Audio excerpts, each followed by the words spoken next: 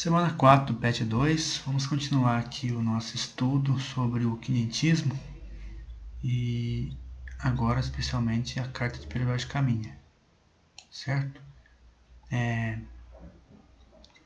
Então assim, nessa carta ele relata tudo que ele está vendo, ele fala muito dos índios, descreve os índios, é bem interessante essa carta, é uma carta que é um documento histórico também, né? E muito interessante dizer aqui que ele escreveu essa carta, né? É uma carta que ele escreve para o rei. E quem vai levar essa carta, certo? É o Gaspar Lemos. Ele entregou a carta para o Gaspar Lemos. E ele vai, então, retornar para Portugal para levar essa carta ao rei Dom Manuel I, rei de Portugal. Para saber tudo que está acontecendo, então, naquela expedição, né? E havia uma grande expectativa por parte da coroa portuguesa, né? Para saber o que havia acontecido ali. Interessante, né, que são 14 páginas manuscritas e obviamente que a variedade linguística é a variedade linguística daquela época, né, do ano do século XVI. Então, é claro que é um português muito mais diferente do que o português de hoje, certo? Mas apesar disso a gente consegue ler assim bem, né? Então aqui a gente tem um trechinho. É uma questão do Enem, né? E aí eu chamo a atenção para esse trecho aqui é muito famoso, né? A gente já estudou. Ele diz o seguinte, né? Fala que a terra é legal, a terra é boa, né? Tudo mais. Mas não encontrou ouro, não encontrou nada. Mas que a melhor coisa que havia para fazer ali não era isso, extrair ouro, essas coisas não. O melhor que se podia fazer era salvar esta gente, ou seja, evangelizar, catequizar os índios, certo? Então aí vocês já sabem qual que é a resposta certa aqui, né? Certo? O que vai acontecer depois realmente é isso, né? Os jesuítas vão vir para catequizar os índios. Aí a gente vai ter a literatura de formação, ou, como eu sempre ensinei, literatura jesuítica ou literatura de catequese. Ok? A questão número 2, muito fácil, acabei de falar para vocês, né? Quem que foi a pessoa encarregada de levar a carta? Só prestar atenção no que eu acabei de falar anteriormente no vídeo, ou retomar aqui essa parte histórica aqui, ok? Essa aqui é uma questão da Universidade Federal de Santa Catarina. Vamos lá. Também são mais alguns trechos, né? Vocês vejam que são trechos, ó. Quando tem isso aqui, significa que foi tirado pedaços da carta, né? Não sabemos, né? Tem que ver a carta na íntegra para ver se foi muito, se foi só uma frase, né? Mas o fato é que a carta não está na íntegra, né? É importante saber disso. E aí é só para marcar V ou F. Lá no formulário vocês vão só marcar a verdadeira, tá? Aí o que não for assinalado é automaticamente falso. Então, é importante dizer para vocês que quem formulou essa questão tem uma visão ideológica, né? Porque, por exemplo, essa questão aqui, ó, essa afirmação aqui, ó,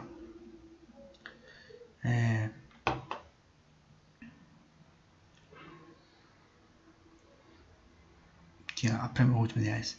Fica evidente pela descrição do autor o respeito da coroa portuguesa em relação às crenças e aos costumes dos habitantes da terra. Então, isso aqui é falso, né? Isso aqui não é uma informação verdadeira. Porque é óbvio que se os portugueses querem evangelizar os índios, eles não estão respeitando a crença dos índios, né? E aqui a gente entra numa discussão que às vezes eu sempre discuto com as pessoas, né? Porque envolve religião e eu gosto desse tema, é porque as pessoas acham que você tem que respeitar as outras crenças, né? As pessoas confundem crença com a pessoa que crê. se os cristãos ou qualquer pessoa de outra religião respeitasse a crença do outro, então eles jamais não teriam pregação religiosa. Vocês entendem? Não teria pregação, ninguém poderia pregar. Ninguém poderia ir numa praça pública e dizer para as pessoas: olha, venham para a minha igreja, convertam-se, creiam, né, nesse Deus que eu creio. Não poderia fazer isso. Por quê? Porque seria, né, na visão das pessoas que acham que a gente tem que respeitar todas as religiões, seria uma forma de você... Se você está chamando a pessoa para vir para sua religião, é porque talvez a pessoa não siga nenhuma religião, você acha que isso não é legal, ou porque a pessoa segue uma religião com a qual você não compartilha e você gostaria que ela compartilhasse da sua religião, né? Isso aí, se a gente for entender, for pegar o sentido da palavra respeitar, né? Que respeitar não é só assim, a gente pensa mais no sentido assim, não vou falar nada contra, eu não vou deixar quieto, né, pelo menos. Mas a palavra respeitar, ela tem um sentido mais... Depende de como você vai usar ela, mas a palavra respeitar mesmo, ela tem um sentido mais profundo, tá? Respeitar uma crença, por exemplo, é você também concordar com ela, tá? Você dá um assentimento. Pode olhar no dicionário, no sentido da palavra respeitar. É dar assentimento, concordar, acatar aquilo. Então é óbvio que os portugueses não acataram a fé dos índios, né? Porque se eles tivessem respeitado a fé dos índios, né? Porque na visão deles, eles não tinham crença, né? Assim, na crença dentro das religiões que eles conheciam, que no caso era o cristianismo, né? ou o islamismo, né? Que é uma religião que eles tinham contato também, islamismo, ou alguma religião oriental. Então eles olharam os índios se comportando daquela forma, não viram nada que para eles parecesse culto, alguma coisa religiosa. Então Pedro vai de caminho e falou: parece que eles não têm crença nenhuma, né? Então é até melhor, né? Porque aí é mais fácil de evangelizar, né? Mas na verdade eles tinham crença, né?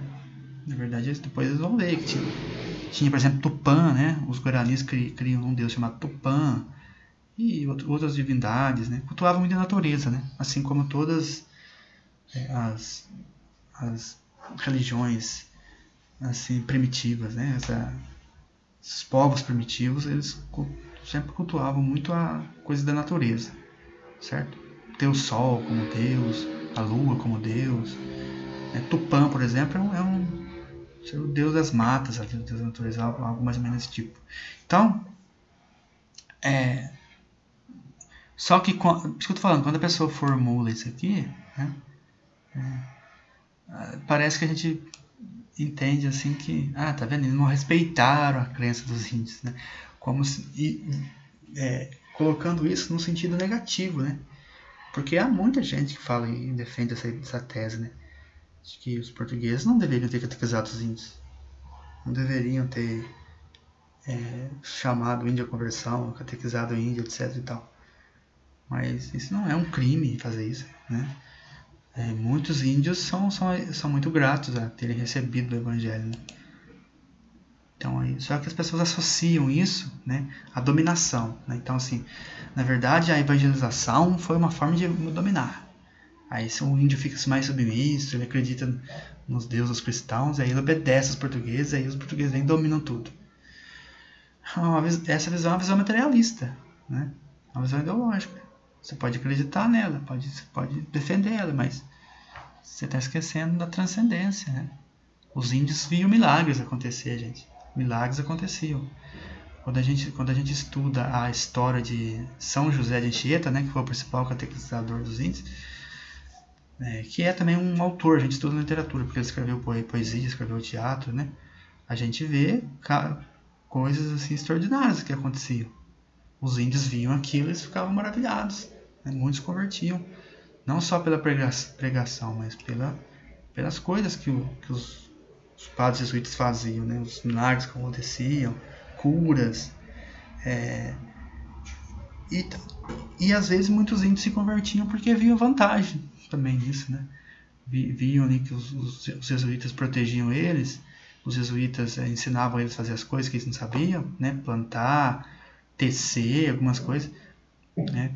a gente às vezes tem a ideia, né? Às vezes passa-se uma ideia de que o índio ele ficou incomodado com os portugueses, assim, nossa, os portugueses invadiram nosso território. Depende, algumas tribos se sentiram incomodadas, né? Mas muitas tribos não, muitas tribos elas... Tanto que a gente vê que a primeira relação dos portugueses com os índios, né, foi uma relação de troca, né? O índio viu aquelas bugigangas, aquelas coisas que eles nunca tinham visto na vida, ficaram maravilhados com aquilo. Nossa, um espelho, um não sei o que mais, nossa, coisa que eles nunca tinham visto. Aquilo para eles tinha um imenso valor, né? E aí aceitaram trabalhar para os portugueses, né? Em troca dessas coisas. Mas assim, foi um acordo que eles fizeram, né? Eu já falei sobre isso, a gente estudou. Então vamos lá. Então aqui só lei contenção, né? Vai ter sempre essa... aqui eu chamo atenção para vocês a relação a isso. Vai ter sempre uma visão negativa da colonização, tá? Então, por exemplo, quando falam assim, por exemplo, para vocês verem, nesse relato do autor, há a referência dos habitantes como seres que, na sua visão, seriam selvagens. Ou seja, na visão dos portugueses. Na verdade, eles não são selvagens, né? Mora na selva, tudo, no meio do mato, né? Integrado à natureza, mas não são selvagens, não. Isso aí é na visão do português. Vocês entendem? Tá vendo como é que a frase é? Ou seja, o que para nós, o que para uma pessoa que tem um conhecimento assim, básico de colonização, tá muito claro que os índios eram selvagens, né? Ainda são, muitas tribos hoje ainda são selvagens. Por quê? Porque vivem no meio da selva. O que é ser selvagem? Viver na selva, né? Não necessariamente significa que é como um animal. Não, significa que vive na selva, né? Agora depende do sentido que se dá para selvagem, né? Aqui, de fato, o Pero Vaz de Caminha fala de bestial, né? E aí é forte mesmo. Bestial quer dizer, aqui ó, deduz que é gente bestial de pouco saber, né? Bestial também dá para interpretar de muitas formas. Pode ser no sentido mesmo de ter costumes deploráveis, né? E de fato muitas tribos indígenas tinham, né? Como por exemplo o canibalismo, antropofagia, certo? Ou pode ser no sentido aqui também de viver meio como bicho mesmo, no sentido de não ser muito civilizado, não ter muitos costumes assim mais considerados civilizados, certo? Como por exemplo se vestir, né?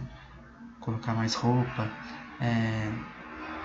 comer com talher e outras coisas, enfim, né? Então tem essa visão mesmo, às vezes um pouco mais de acordo com... É claro que para o índio muita coisa tem outro sentido, né? Aqui também, apesar dos rituais católicos escritos na carta, a Igreja Católica não apoiava a iniciativa das navegações portuguesas porque encontraria princípios da instituição sobre a exploração do mundo. Não, né?